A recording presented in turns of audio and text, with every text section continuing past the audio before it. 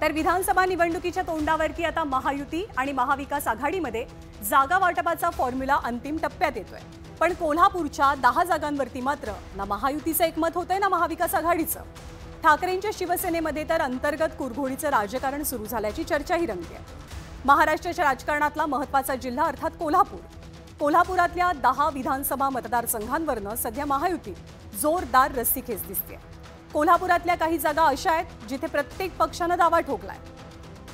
अजित पवारांच्या राष्ट्रवादीनं हसन मुश्रीफांचा कागल, राजेश पाटील यांचा चंदगड, काँग्रेसचे आमदार जयश्री जाधव यांचा कोल्हापूर उत्तर आणि ठाकरेंच्या शिवसेनेचे आमदार उल्हास पाटील यांच्या शिरोळ या 4 जागांवरती आपला दावा सांगितलाय। आम्ही 4 जागेच्या मागणी केलेल्या आहेत। राष्ट्रवादी अजित पवार गटाला 4 जागा मिळाव्यात अशी आमची मागणी आहे। कोणकोणती मतदारसंघ आमचे 2 आहेतच। त्यानंतर आम्ही शिरोळ मतदारसंघ मागितलेला आहे आणि 4था मतदारसंघ आम्ही कोल्हापूर शहर मागितलेला आहे। तर राष्ट्रवादीकडनं भाजपच्या इच्छेवरती पाणी फिरवलं जात असताना भाजपनं सुद्धा शांत बसायचं नाही असंच ठरवलेलं दिसतंय। भाजपनं थेट 10 पैकी 5 जागांवरती दावा केलाय। भाजपला ऋतुराज पाटील यांचा कोल्हापूर दक्षिण, जयश्री जाधव यांचा कोल्हापूर उत्तर, राजू आवडेंचा हातकणंगले, राष्ट्रवादीच्या राजेश पाटील यांचा चंदगड आणि अपक्ष आमदार प्रकाश आवाडेंचा इचलकरंजी हे 5ही मतदारसंघ हवे।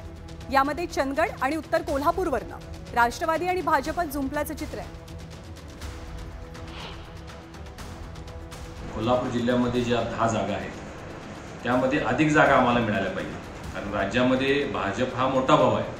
आज सगळ्यात जास्त आमदार 105 आमदार आपले आहेत आणि त्यामुळे कोल्हापूर जिल्ह्यामध्ये सुद्धा 10 पैकी 5 जागा भारतीय जनता पार्टीला मिळाल्या पाहिजेत अशा पद्धतीची आमची मागणी असणार आहे।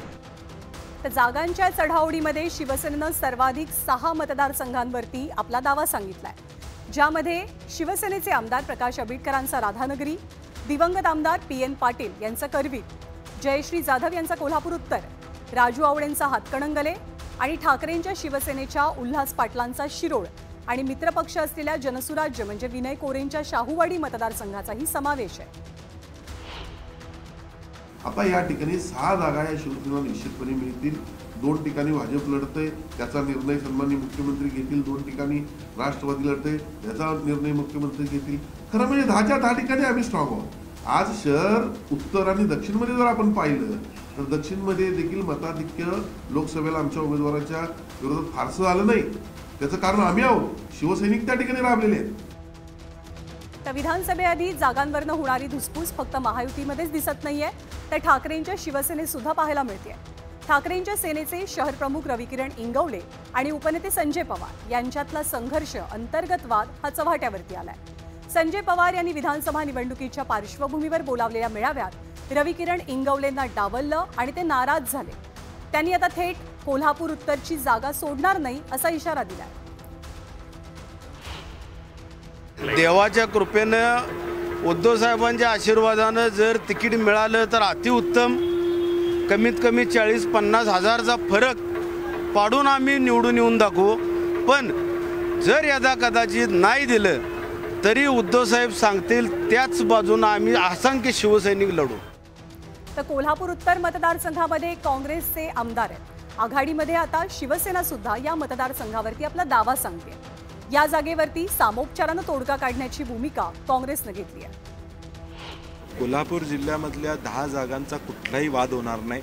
महाविकास आघाडी म्हणून आम्ही 3ही पक्ष एकत्रित आहोत।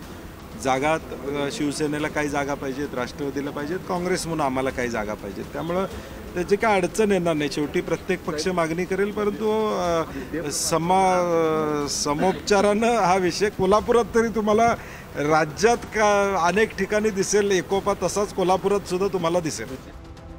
तर महायुती आणि महाविकास आघाडी दोघांकडनं होणाऱ्या दावे प्रतिदाव्यांमुळे विधानसभेच्या जागांवरनं कोल्हापुरात सर्वपक्षीय गोंधळ पाहायला मिळत असल्याची चर्चा आहे। महाराष्ट्राच्या राजकीय इतिहासात पहिल्यांदाच भाजप आणि शिवसेना राष्ट्रवादी काँग्रेससोबत निवडणूक लढवते, तर महाविकास आघाडीमध्ये सुद्धा तेच चित्र दिसतंय।